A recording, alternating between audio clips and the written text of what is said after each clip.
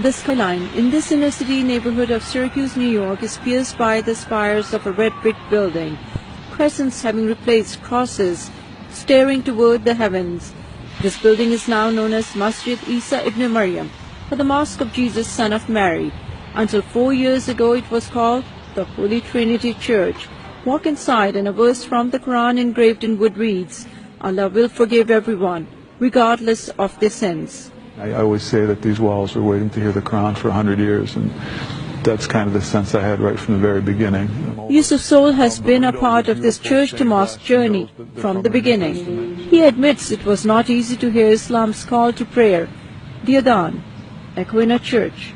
There are some people who were very angry and upset. People who I never saw before were angry at me personally, because people put me a little bit in front, being an American. Built in the early 20th century, Holy Trinity served a growing population of German and Italian immigrants. Many were baptized, married, and buried there.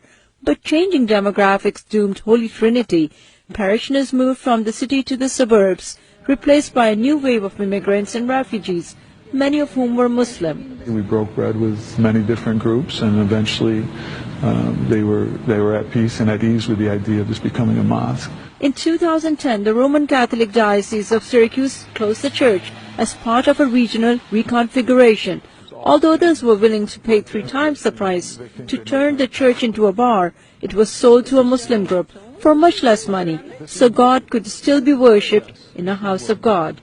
And then the rehabilitation of the building started. Pews were removed, its wood used to fix the floor. Thousands of crosses on the walls were redesigned or painted over. The crosses on the spires were replaced and saved as precious reminders of the building's past. We still need to raise some funds and replace those lights, because it is a bit dark in here. This mosque is different than others in the area because there is not a separate room or wall separating men and women. There is no designated imam or a person to call for the prayers. The idea is the mosque belongs to everyone.